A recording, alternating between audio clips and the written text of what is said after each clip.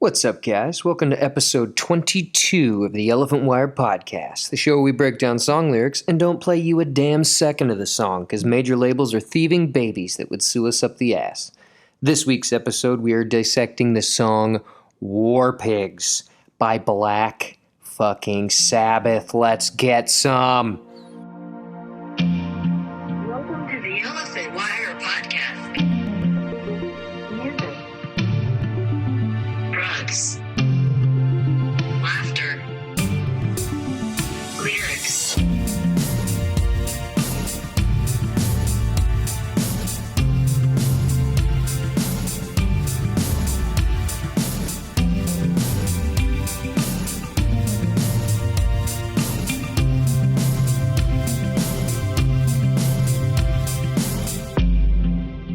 Oh yeah, Black Sabbath, everybody. Fuck yes. I am so stoked for this episode today. As a budding metalhead, as I've talked about so many times on this show, Sabbath is Sabbath's the OG. Sabbath's the original. Sabbath is the ones that brought us where we are today. Everyone has them to thank.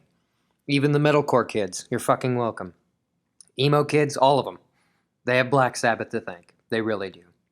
It's fantastic. We would not have metal music tunes today without Sabbath, or they would be completely different.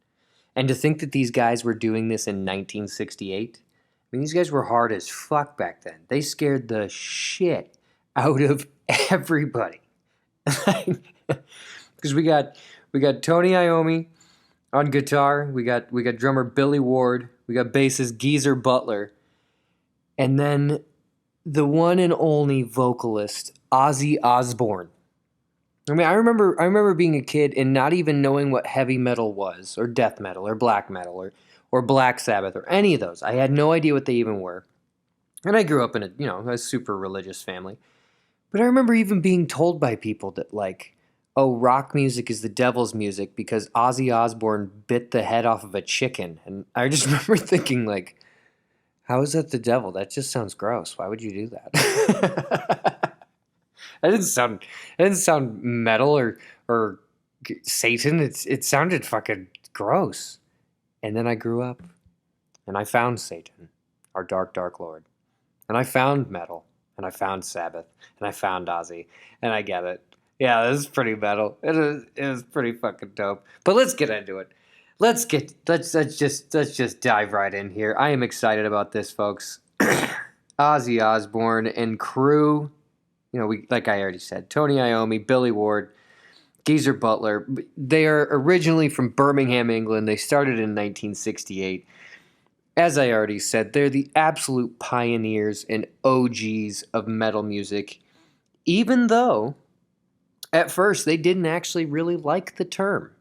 They actually preferred the term heavy rock. They had a reporter one time come to them.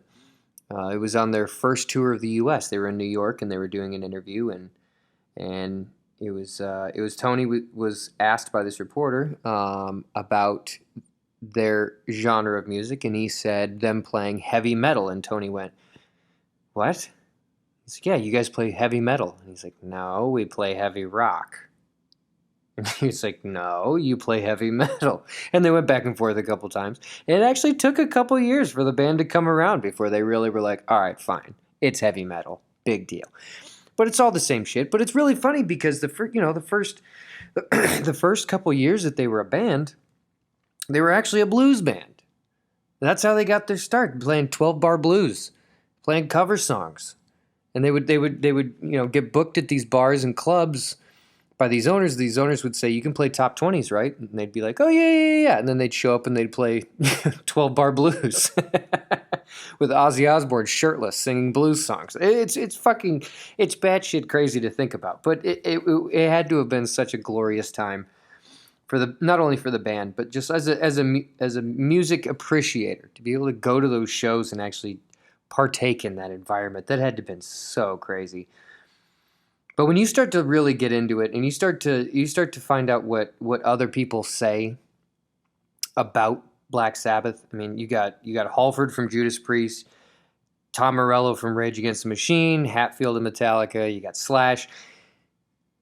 every one of them agrees that Sabbath is the most influential band in the heavy metal genre that has ever been. And this is a huge statement because I would guarantee that there's someone listening right now and would have been like, no, the Zeppelin.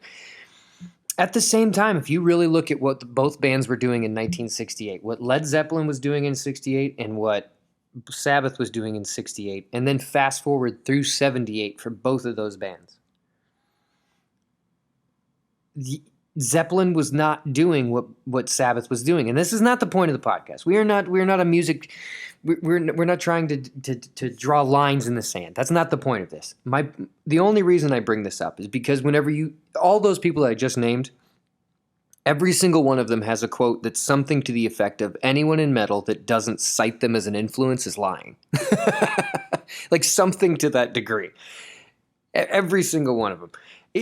One of the other funny things that I found actually was the music publication Trebuchet Magazine.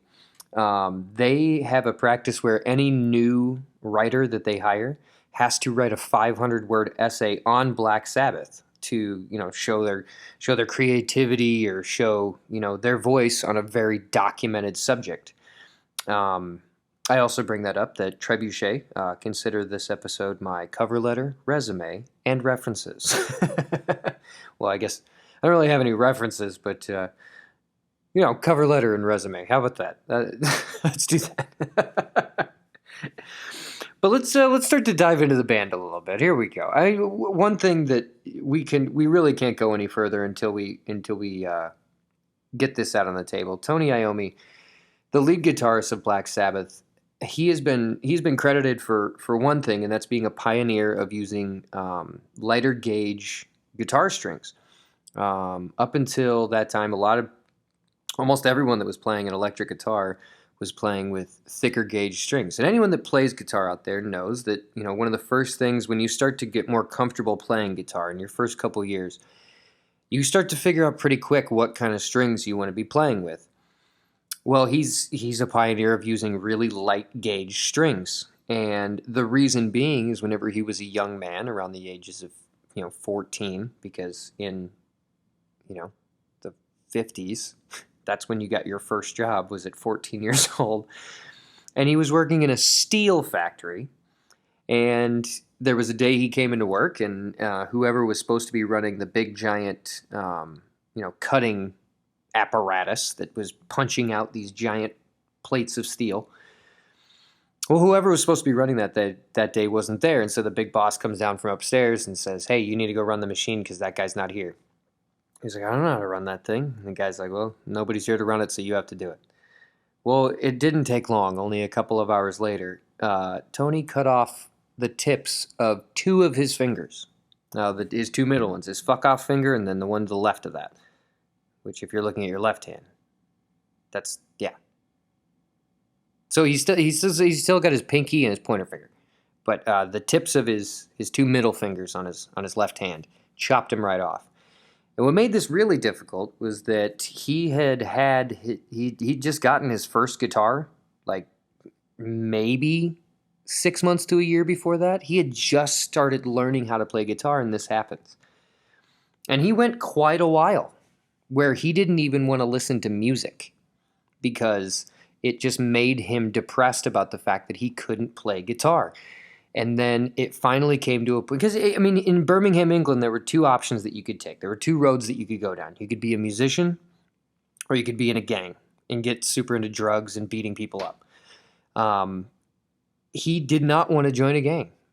And it was a big setback for him that he couldn't play guitar when he chopped off the ends of his fingers. So it came to a point where someone was like, "Hey, you got to listen to this record. Hey, you got to listen to this song. Hey, you got to listen to this band." And he couldn't fucking take it anymore. And he's like, "I can't just listen to music. I have to play music." And that resonates. That absolutely resonates. Anytime I go to a concert, I want to go home and I want to play music. I can't even fucking help myself. So that absolutely resonates. Obviously not to the degree that Tony had, because he couldn't even listen to music. But he ended up starting to fiddle around with what he could do to replace his fingertips with artificial ones. And he tried all sorts of different things, and he ended up settling at first on just using sewing thimbles. And that worked. Metal sewing thimbles that he got away with. And after that, he really found that standard guitar strings were too difficult to bend and to play correctly. I mean, because he had even kind of in this in-between stage, he had tried playing guitar by playing chords that only needed two fingers. So he could just use his index and his pinky. I mean, he had tried so many different things until he finally came along with just having artificial fingertips. And to this day, that is how he plays. And that's also why he was one of the pioneers of using a lighter gauge string, is because it was easier for him by using the thimbles to be able to bend and play the guitar the way he actually wanted to. And so, enough time passed and as years went by and, bands start to get bigger and bigger and everybody wants a piece of the pie. Black Sabbath ended up getting their own custom strings made. And I've seen them in guitar stores myself. I've never bought them. I'm an Ernie Ball fan, but yeah. I think that's one of the craziest things, because to think of the pioneering in general, and I feel like I'm talking about the Donner Party today. How many times I've used the word pioneer? But to think about all the barriers that Black Sabbath broke down that no one even knew were barriers. To think about all of the things that they were the first to do, or the first wave of, or the original of. So many of those things literally just came about with them just doing things the only way they knew how to do them. They didn't know how else to do it. The guy was missing the ends of two fingers, so he had to play with thimbles. Well, I need lighter strings because it's tough to push them down. And look at where they are now. It's absolutely fantastic. Stick to what you know, and stick to who you are, and practice. But anyway. Let's get into a little more just about the band in general. They actually were not always called Black Sabbath. Their previous couple names, at one time they were called Polka Tulk Blues Band, which is a terrible name. And then whenever they started to write their own songs, for a minute they were called Earth. And if I remember correctly, I believe it was Tony and Bill Ward, the drummer. I believe they absolutely despised the name. Ozzy was all about it. He loved the name Earth. But the two of the guys in the band just couldn't fucking stand it. So a day comes along, they're in their practice space, and there's a movie theater across the street from their practice space, and it was showing a horror film called Black Sabbath. So they wrote a song called Black Sabbath while the band was called Earth. And the second that they wrote that song, Black Sabbath, they just went, "Oh, this is what we want to do." Because, like I said, they'd been a blues band up to that point. They'd been playing cover songs. Now they'd been playing them in their own way, and obviously, I mean, it was, the child was in the womb at the time, and then the second that they wrote the song Black Sabbath, out the womb it came, fucking crawling upside down, backwards, eating chicken heads and bats, and it was just. Now, one of the funniest things I found was Rob Halford of Judas Priest. He called the song Black Sabbath. He said it's probably the most evil song ever written. Which, for that guy, that's saying something. I absolutely love it. So that's why they decided to stay within the vein of, what that song was written from. They even changed the name of their band to Black Sabbath because that song resonated so deeply with them, of just like, oh, we found it. Like, I've been in projects before, and I've been in bands in the past where, like, you get together with some guys, like, hey, let's start a band, and you jam for like 3 weeks, and then you just kind of stop jamming because, I don't know, you never found the voice. And then you meet up with some other dudes, and you start jamming with them, and it just never really clicks. And then I've also had projects before where the first time y'all get together and start playing some fucking tunes, within minutes, all of a sudden, it's just like, oh, we're really good at doing this one thing. Oh, cool. So let's just keep doing this. And this is that. This is case in point. And obviously, the kids went apeshit over it. Obviously. But let's get into the album. Paranoid. Our song today, War Pigs, comes off of the album Paranoid. It was released in June of 1970 in the UK. However, in the US, their first album was still on the charts. So they were like, well, let's wait a minute before we release Paranoid. So they eventually did in January of 71. They released Paranoid here in the US. So kind of an interesting situation. I mean, like, their first album and then which I believe was just called Black Sabbath, if I'm not mistaken, was released. It's still on the charts in the US. So whenever they release their second album, they're like, well, we don't want to kick our own album off the charts, so just leave it up there for a minute, I guess. Must be nice. Well, the album was ranked. It was ranked number 131 on Rolling Stone magazine's list of the 500 greatest albums of all time. That's pretty damn good. I mean, this is a list that we reference quite often, and Paranoid's up there, 131 on greatest albums of all time. Now, going back to what we were having a little discussion about earlier, with Led Zeppelin being, was Led Zeppelin as influential in the formation of heavy metal? Yes, they were incredibly influential in that, and it's very difficult to say who was more. It would be my opinion that Black Sabbath was more influential just because of everything else that they brought to the table, musically and lyrically, maybe Led Zeppelin, but as a band as a whole, Paranoid is the album that really shot them up there. And it's difficult because we learned in our Led Zeppelin episode we did last season with Joe Baby that Led Zeppelin 4 is actually number 4 on this same list of 500 greatest albums of all time. Or maybe it was number 3. I think it was number 3, actually. No, it was 4 because I had 3 albums ahead of it. Yeah. Obviously, one was the Beatles. Duh. But when this album was released, they were on Vertigo Records, and as the years went by, they ended up on EMI, Universal, Warner Brothers. They're the big boys. But it's actually one of the funny things about this album. The first single off of Paranoid was Iron Man, which is quite possibly Black Sabbath's most popular song ever.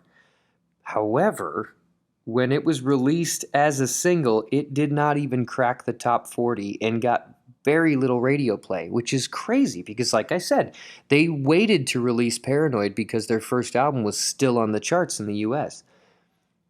And then whenever they released the first single, Paranoid, off of the second album, it didn't even make it in the top 40. It's absolutely crazy. However, I think this is also something that this speaks volumes about a lot of metal bands from this era, that they were not getting radio time. They just straight up were not. And it has everything to do with the fact that the people weren't ready. At least not a mass audience was not prepared for heavy metal, or heavy rock, as they preferred to be called at that time. And even today, I mean, people always, you can make the joke about how, the commercial for a radio station, they're like, we play the hardest hits in the Tri-County area. Next up, Imagine Dragons. Heavy metal still doesn't get radio time. I don't know of a heavy metal station. And if there's a station that says that they play metal, they're probably playing like Alter Bridge or something shitty like that. That I don't know of, and that's kind of the thing, is that metal's not for the radio. Metal's not for the masses. Metal's not for the charts. Now, every now and again, we have metal songs that make on the charts. That absolutely happens because it's just a really fucking good song. But it's crazy to think that Iron Man, the first single off this album, didn't even make it in the top 40. But the original title for the song we're talking about today, War Pigs, was actually Walpurgis. Walpurgis. Walpurgis. It's dealing with witches' Sabbath is what it translates from. I'm assuming German. I'm going to assume German, but Walpurgis is sort of like Christmas for Satanists. This is a quote by Geezer Butler, by the way. Walpurgis is sort of like Christmas for Satanists, and to me, war was the big Satan.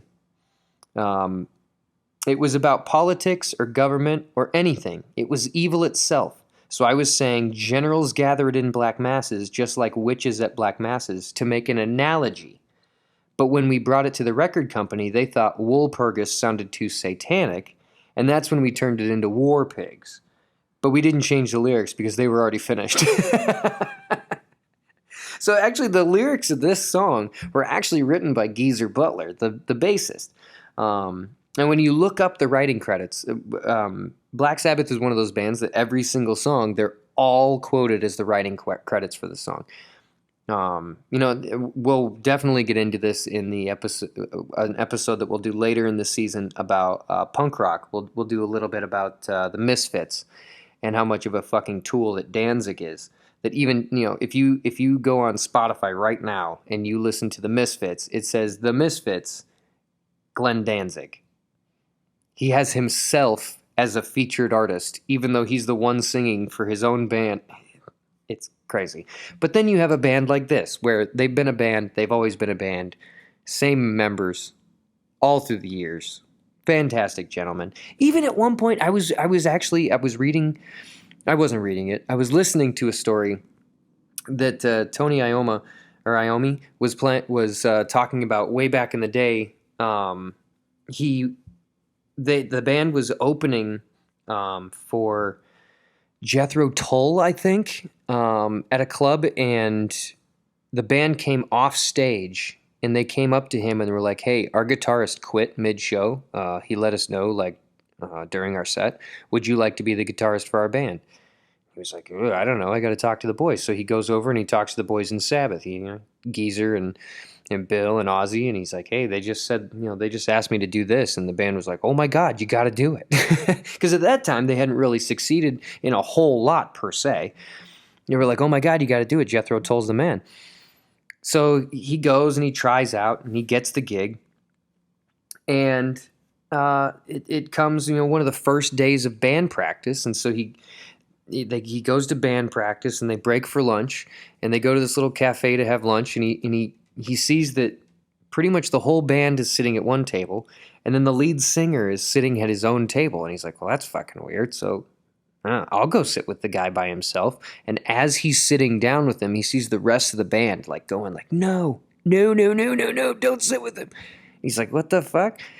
They're like, "Yeah, he doesn't let us sit with him because we're the band." And he was like, "Oh, I'm not about that life. Hell no." So he quit. Well, he did the Rolling Stones movie first, and then he quit. Because he was like, "No, when you're in a band, it's all for one for all. We're all in this together. We're all trying to make it, or none of us make it." I absolutely love that. I absolutely love it. Because, how many Karens out there right now, if you brought up the band Black Sabbath, "Oh, Satan, evil, oh, terrible." No, they like playing hard music. And by hard, I mean the tone of the music. That's all it takes, just the tone. Whatever. I'm going on a tangent. War Pigs. It's 7 minutes and 54 seconds long. I think, I might be mistaken here, but I'm pretty sure that this takes the cake as the longest song that we have broken down on the podcast so far, and I'm pretty sure the longest one we've done till now was "When the Levee Breaks" by Led Zeppelin. So talk about two bands going back and forth, even when they don't even know it. They're still battling. No, they're homies with each other. They talk about it a lot. But this song is 7 minutes 54 seconds, and the funny thing is this song actually came from, they were in the early days of their band. They were just taking any gig that they possibly could, and so they had a standing engagement at a club in Switzerland, way, way, way back in the day, before they were even Black Sabbath. This is probably whenever they were Polka Tolka or whatever that stupid name was. They might have been called Earth at this time. It's tough to tell, but their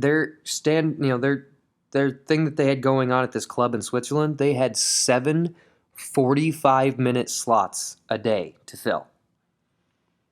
That's insane. I know guys with loop pedals, with the iPad on the mic stand, and an acoustic guitar that would not be able to do that. 7 45-minute slots a day. That's insane. So 45 minutes on, 15 off. 45 on, 15 off. Whew. That's fucking heavy. So, obviously they didn't have enough material. So they would just start jamming to fill time because they didn't have enough. They didn't even have enough cover songs to fill that amount of time, much less their own content. If they even had, given the era of when this happened, I doubt they even had their own songs written at the time. And if they did, you know, they went from playing a blues song to then playing the song Black Sabbath. I don't think that was the case. So they would just start jamming, and I've heard a couple funny stories about they tried to fill an entire slot one time with just a drum solo, and almost got kicked off stage. Like that didn't work. But so one of the jams that they would do to fill a bunch of time is playing War Pigs, and that's how the song came about. Even the recorded version has a 50-second intro, which presumably, in the early days of this song, it was probably more like a 10, 15-minute intro. But even all throughout this song, there's tons of jamming, there's tons of drum fills, there's call and response from guitar and drums. There's also a lot of downtime where it's just kind of some droning. But it makes the song. It makes the song because the song, it doesn't necessarily rise and fall. It just has sections where, the song starts with that air raid siren, and then just the bass. And drums are kind of doing weird little fills, and then dun-dun. And then now it's just the hi-hat. Like I said, there's not necessarily a defined rise and fall. It's literally just these sections of this song that are just so abrupt and fucking metal, dude.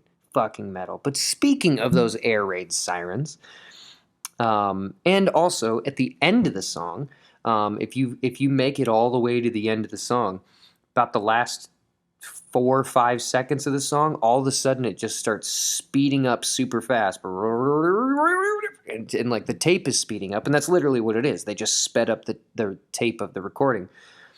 They were done that was a decision by the producer Roger Bain, and the engineer, Tom Alam.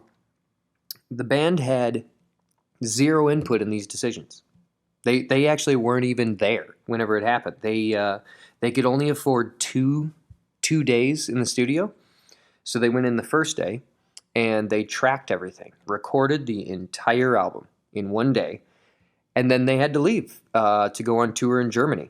So the second day that they paid for, they weren't even in the building. It was just their producer and their engineer mixed the entire album the second day, and then whenever they got back from Germany, they heard it and went, oh, that actually sounds super cool.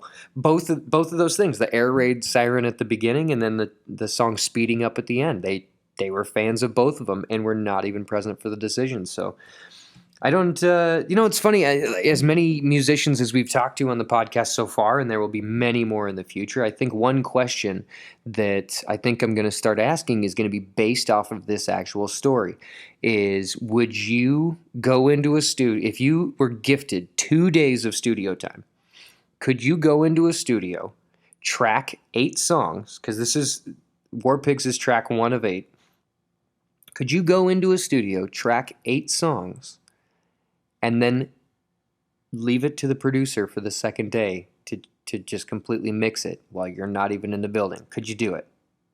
If they paid for it. You get to go in and you get to track. You have 1 day to track 8 songs. And then you don't get to do anything in the engineering side of things. I think I think we're going to start peppering that one in. But goddamn. I'm so excited to get in these lyrics. This is gonna be good. I'm excited. Let's fucking get to, yeah.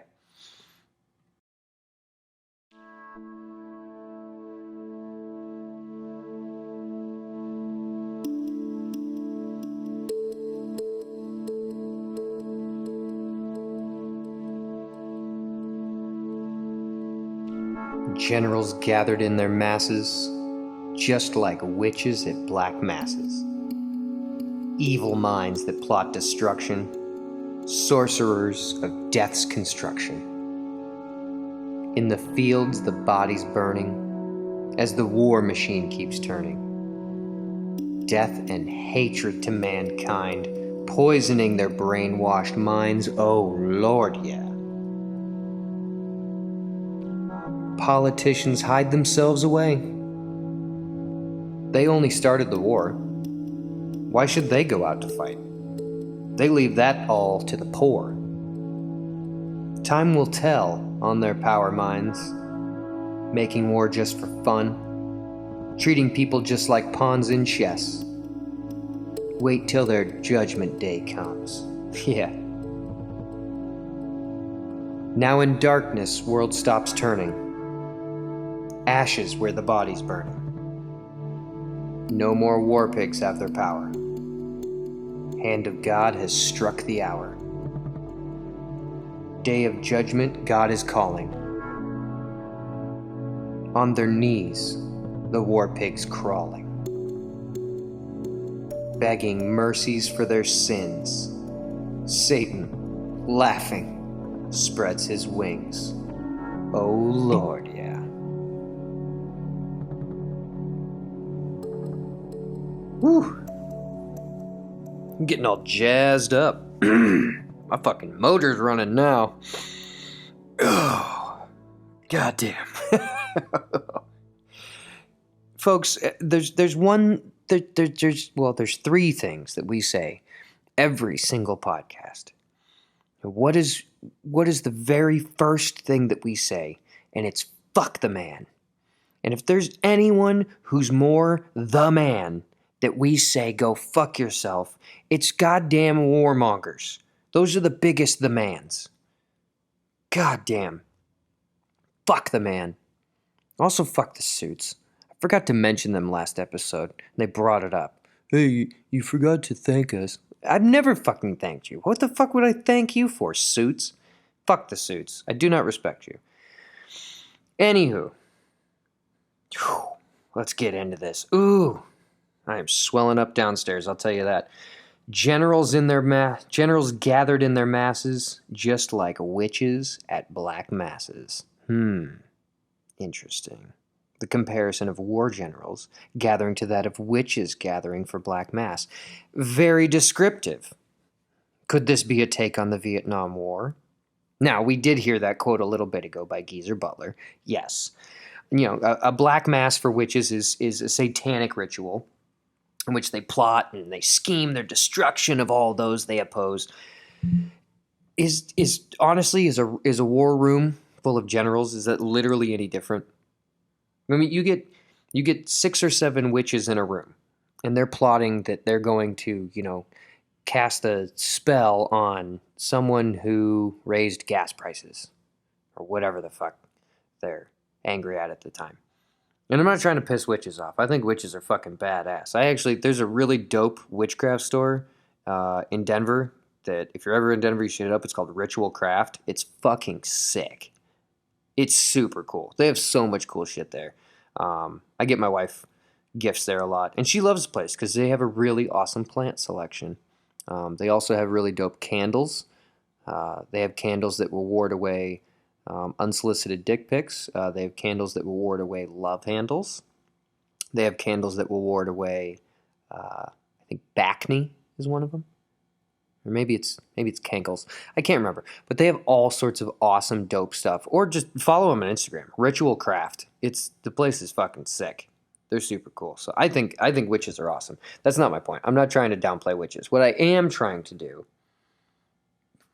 is say that is a room full of witches getting ready to, who are plotting and scheming about all those that they want to destroy. Is it literally any different than a room full of generals? Like, where's the difference? Well, you have to support the troops. Fuck off. God damn it. That's not what we're talking about right now. But I got another quote here by Geezer Butler. he was asked in an interview not really that long ago, actually. I mean, for this song coming out in 1970, he was asked this. This is in a 2013 interview in Spin magazine. He was asked why he used masses twice, because generals gathered in their masses, just like witches at black masses. He was asked why he used it twice, rather than coming up with a different word or saying it differently, and he goes, "I just couldn't think of anything else that rhymed with masses." Hey, he did go on. He said a lot of old Victorian poets used to do stuff like that. Like, they'd rhyme the same word with each other, so it didn't really bother me. It wasn't a lesson in poetry or anything. It was just a heavy metal song. I fucking love that. That also, I mean, it is really funny when, there's a lot of metal bands out there, and God, God bless them. Satan bless them. Hail Satan. But there's a lot of metal bands out there that they take themselves so seriously. I mean, you start looking into like death metal and black metal and all the like coming out of like Norway, like Norwegian black metal. I mean, those guys take themselves super seriously. Like they have to be the most metal. It's, I get it. It's you, be you to the most extent, but fuck off. like literally this is literally one of the founding fathers of metal. Is like, I couldn't think of another word that rhymed with masses, so I just used it twice. Also, it wasn't really a lesson in poetry or anything. Oh, fuck me, I love it. Evil minds that plot destruction, sorcerers of death's construction. It is impossible for someone of the rank of a general or that caliber in the military to be anything short of evil. Seriously, hear me out on this. Because when you're growing up in the United States, you are taught in school that all military, no matter who they are or what they've done, are heroes and they're brave and blah, blah, blah, fucking blah, blah, blah. The fact of the matter is, when you get to that caliber, like when you have that many bars on your chest, when you have that many, to get to that level, they hold the qualities of the sorcerer of death. They plot and plan deaths of thousands, and then they congratulate each other at the end of the day. It is impossible to get to that point. They literally are the one that pushes the button that wipes out millions. How could you not be evil? And some say, well, it's a necessary evil. So's kicking a Republican in the balls, but I'm not going to go do that because it's unnecessary. Well, okay, so then it's not a necessary evil. What is a necessary evil? Paying taxes? No, that can't be it. Stealing Girl Scout cookies. That's a necessary evil. There we go. That's what I was looking for. We continue. In the fields, the body's burning as the war machine keeps turning. The sight of bodies burning should emphasize and it should emphasize and should affect someone to the point that they're stopped, they're halted, they're frozen, and like by the sight of that, seeing a body burning. That should literally freeze a human being in their tracks. But the war machine keeps turning. Like, there is no lack of progress. No, like, movement does not slow at all. Bodies burning is actually a comment about the U.S. using napalm in the Vietnam War. And the Vietnam War was the first televised war. I mean, the amount of footage that American households were able to see every single day, with new technology. There was constantly footage coming back from Vietnam of the boys, in the jungles and fighting the evil in a war that we shouldn't have ever fucking been in. But literally, families finishing up dinner and sitting down to watch the news at night and seeing bodies burning on television. It's really funny to think, the kids in the 1970s that saw this, the kids in the 60s that saw this, was they're sitting in their living rooms. This is being presented to them, just openly. They're sitting there with their families. Then grew up, had kids, and told them, "Don't play violent video games; it'll destroy your brain." Really? Really? That's precious. Death and hatred to mankind, poisoning their brainwashed minds. Oh Lord, yeah. Now I find it funny how the last statement is "Oh Lord, yeah." Death and destruction running rampant, hatred and hatred and killing. Offer glory to God. It's a fucking joke. It really is. Because you know what? No one has ever started a world war over Satan. It's never happened. He's never referenced in the conversation of war. Even to the point, if you stood General Patton up next to Ozzy Osbourne and asked a pastor which one of these men is evil, he would shake the hand of war criminal Patton, or any fucking U.S. general for that matter, and would thank him for his service of his mass killing and genocide and imprisonments and all of those things of people across the globe. And then he would become irate at Ozzy Osbourne for playing music that was scary. Think about that. Think about that for just a fucking second. That poisoning the brainwashed minds. Oh Lord, yeah. To this fucking day. Like, to this day, like, people get so wrapped up, like, especially evangelicals get so wrapped up in the support of the troops, because what is the number one thing that troops have done down through the years? They kill brown people, and they go take over lands and Americanize them, so now they can send missionaries.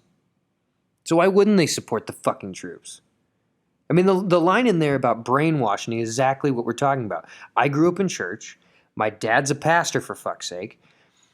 You would damn near assume that the last 200 years worth of wars that the U.S. has either started or jumped at the chance to be involved in were holy wars.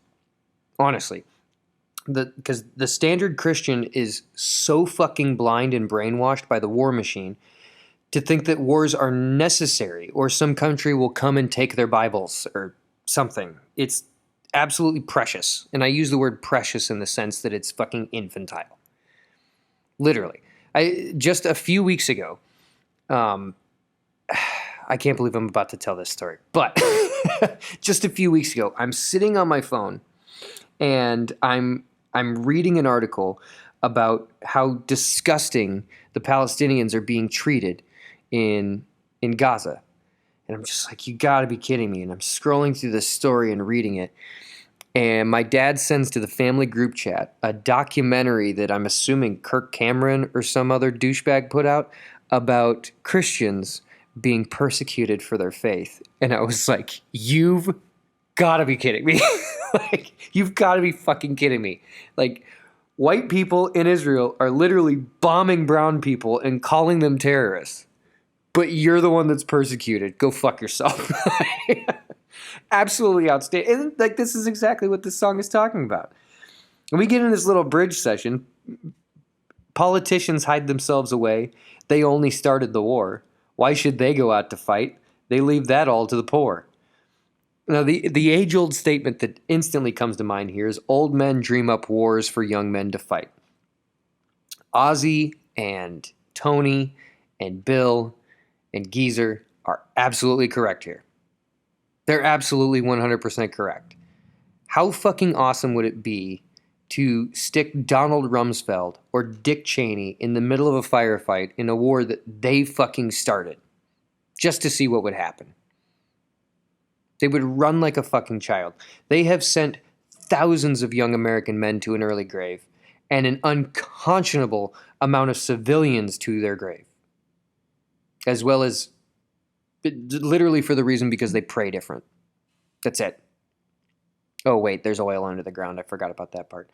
But their crime is literally they pray to a different god and they live on top of oil. That's it. And then the people the generals that sent them there to be murdered. The other part of it too, because let me be very clear on this. I support a troop. I really do. I support a troop. When I meet a young man who has served, I feel for him. I really do, because so many young men, they have the best intentions whenever they join the military, because the way that the military is pitched, that's what we've been talking about. It's pitched to you that you're going to protect your country, you're going to protect your neighbors and your family. And it sounds so sincere, but at the same time, their their youth is stolen from them. Their mind is stolen from them. Just a few weeks ago, I came in contact with a young man who served 2 terms in Afghanistan, and this young man is not very old. Yeah, he's in his early 30s. And as we were standing there talking, and as we were just, it was about something that had nothing to do with war. It had nothing to do with the military. It had nothing to do with anything that was even remotely close to genocide. He could not help himself, but at least every other statement that he brought up had something to do with his military service, in the way of, like, I had a sergeant, or one of my buddies in the platoon. These young men, they have every good intention in the world, and they take them and they turn them into a soldier. And at one time in American history, we didn't have a choice.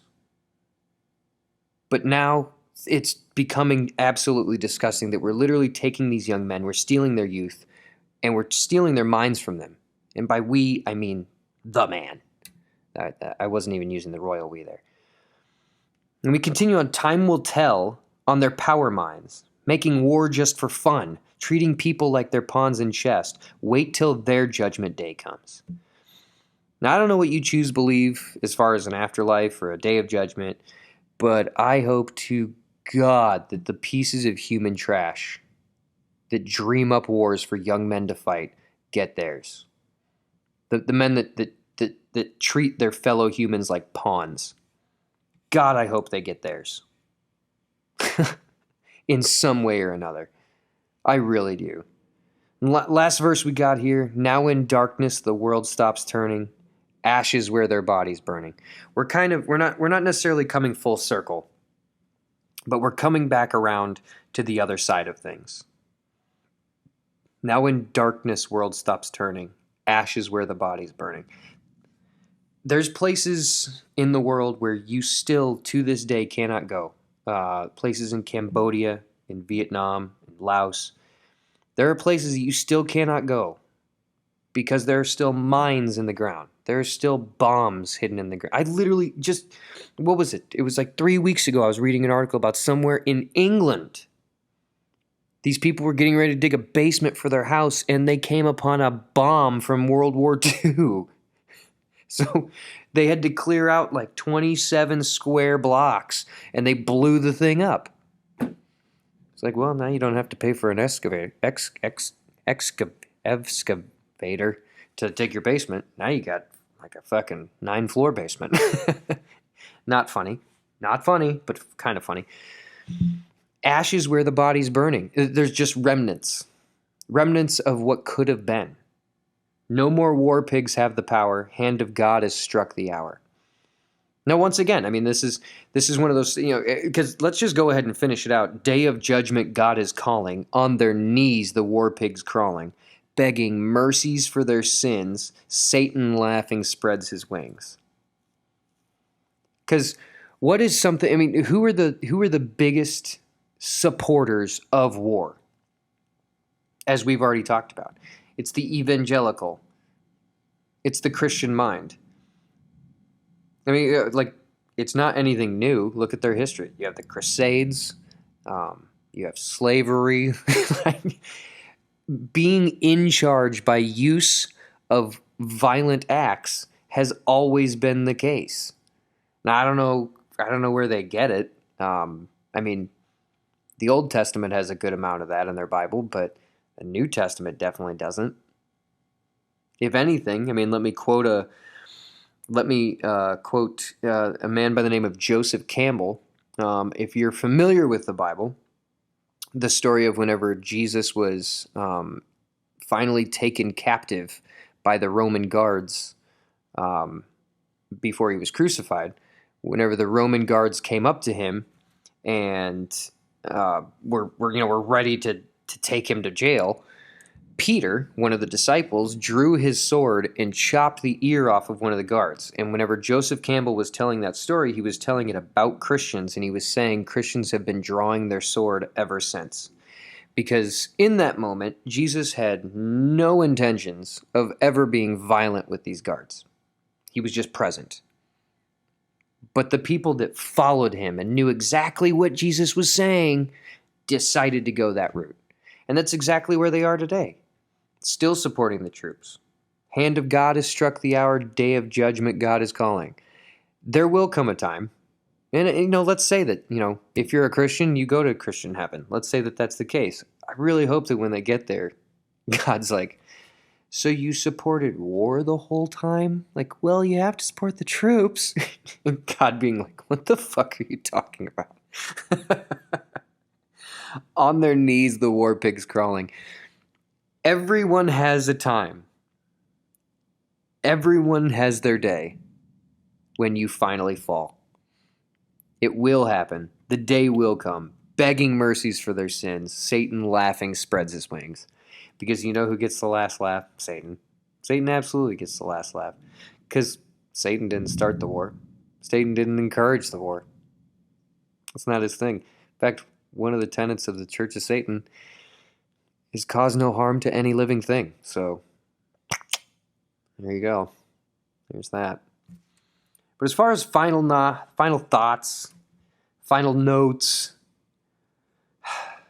I feel like I've gone very, very in depth on exactly how I feel about this song. And as we go forward, like I said, I support a troop. I support the young men that had the right intentions whenever they signed up, because I know there's a lot of really, really good men out there.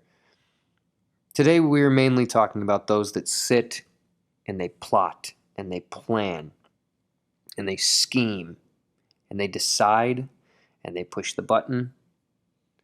Those are the ones we're talking about. That's the man that we were saying, go fuck yourself today. That's the one. Goddamn. But enough is enough.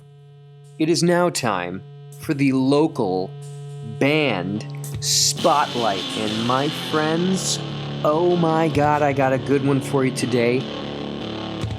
Out of Arizona, we got Bury the Darkness, an ambitious metal band whose message and sound differ highly from the Arizona metal scene. We got a good quote here from vocalist Jared Harper. He says, "The name Bury the Darkness envelops the ideas we have that life is not always positive." So that's a great note to make. Sometimes life's not all fucking roses, folks. Sometimes. We just talked about a whole bunch of depressing shit. We like to write about the dark side of life, but show that there is light that comes at the end. It's looking at darkness from a positive viewpoint where eventually bad times will end. We try to take that negative energy and turn it into something good. Their latest song, Gone But Not Forgotten, deals with the band's collective emotions of losing loved ones. The musicians grab death but put a positive spin on the messages by saying that the dead should not be forgotten. Bury the Darkness' prior song, Break Me, details the struggle with negativity and how to stay positive. Previous band breakups dampened the musicians, but they came together to jam in late 2019, but did not officially form until November of that year. They count their official start date of November 2019 when they added guitarist Mark Rosenfeld. While at Mesa's Mountain View High School, Rosenfeld befriended drummer John Keeney in an orchestra and met Harper in the AP Music Theory class. Harper and bassist Brand Brantley are childhood friends. Once they met Rosenfeld and Keeney, they bonded all over the same musical instruments. It was in that orchestra class, however, when Rosenfeld, Keeney, and Harper started their music career, and they taught Brantley to play bass. Now, how many bands have that exact same story? We need a bassist. Here's how you play bass. I mean, fuck, Blink-182 fucking did that. Actually, the band we were just talking about today, Black Sabbath, the first time that Geezer jammed with the band, he'd never played bass before. He was a guitarist. He wasn't a bass player either. This happens so often. It's so fun whenever you actually meet a genuine bass player, though, because they're just like, Sometimes they get a little uppity about it, but more often than not, this is how it goes. We have a very versatile sound, hard-hitting riffs, ambient production, powerful vocal melodies, and emotional lyrics, Rosenfeld said. We've all had experience with theory and classical, and we get to bring all that into the metal world. That's actually super helpful in metal music. Metal music can get very, very technical. While classical music taught them how to keep a beat and play in a band-like setting, Bury the Darkness channels new age metal bands like Bring Me the Horizon and I Prevail. Rosenfeld also credits the pioneering acts of modern metal like Slayer and Slipknot as influences on his metal style. We try to give our fans a taste of every sound with contrasting soft and hard music, Rosenfeld says. We're working on changing an EDM song into a rock cover right now, even though it has its own very unique sound. Bury the Darkness credits producer Frank Gilloni, the owner of Toneheart Studios, with the sharp sound of their singles. Frankie and his girlfriend Hannah have really helped us. Hannah has done all of our lyric videos and created all of our original logos, and Frankie does all of our mixing and mastering. Mentored by Matt Good of the band From First to Last, Gilloni has worked with other modern metal acts like Asking Alexandria and Hollywood Undead, a couple of big ones. Gilloni isn't the only person who has helped the band. We came as Roman's bassist, Andy Glass, designed the new merchandise and logo. Now, how about that? That's pretty badass. The logo features a figure 8 type shape, an octagonal shape intersected by triangles. Oh, yeah, that sounds metal as fuck. Spelling the band's initials of BTD. I feel like right now there's so much to write music about, and I feel that there's going to be a boom, Rosenfeld says. Bury the Darkness has 5 songs demoed in addition to the singles it has in the works. They're hoping to live stream a concert and have their music played on Sirius XM channel Octane. Although times are tough, being COVID and all, but it seems like we're kind of coming out of it. It seems like things are looking up. Rosenfeld has a saying that has always allowed him to make his way through life. After every rainstorm, there's sunshine and a rainbow. Right now, we're definitely stuck in the rain, but we'll make it through. I like that. Bury the Darkness, good fucking gentlemen. Check them out on Spotify. We got a couple links to like their Instagram and all sorts of shit like that. Bury the Darkness. We've added one of their songs to the Spotify local bands that don't suck playlist. So make sure to check them out on there. Support local music, guys. It's what it's all about. Every single episode, I say it and I say it and I say it. Support local music. That's what I'm talking about. And if you like what we got going on down here at the Elephant Wire Podcast, you can support us too. You can support us monthly by going to anchor.fm/the Elephant Wire Podcast. You have the opportunity there to support us in any way you'd like, any amount of money that you'd like. You can also do so on our website, theelephantwire.com. The best way that you can support us, though, however, if you're not able or willing or comfortable supporting us financially, is literally just listening to the podcast, liking the podcast, giving us 5 stars on iTunes or on Apple Podcasts, I guess. Follow us on Twitter, follow us on Instagram. Tell your friends. Tell your friends if you're into it. If you have friends that are in a local band and you want to hear them shout it out on the podcast, tell them to hit us up. Slide in the fucking DMs. On our website, there's actually a local band submission form where you can go on there and you can submit your local band to be on the podcast. It's fantastic. But that's about all we got for today. Thank you guys for tuning in. It was absolutely incredible to sit here and talk about Black Sabbath for about almost an hour, maybe a little over an hour. It's tough to gauge time. And what's super metal is, I hopefully it comes through in the audio, but it's been fucking thunderstorming the entire time I've been recording, and that was not planned. It was literally sunny whenever I sat down here, and the second we started talking about Satan and Ozzy Osbourne, it started fucking thunderstorming. Did you hear that? So sick. Fuck yeah. All right, folks. I'm going to get out of here. Thanks for tuning in. Fuck the man. Goddamn. Fuck the man. Fuck war criminals, too. And fuck generals. And fuck Donald Rumsfeld. And fuck Dick Cheney. Fuck them. Fuck the man. Hail Satan. Hug your mom. We'll catch you guys next week. Peace.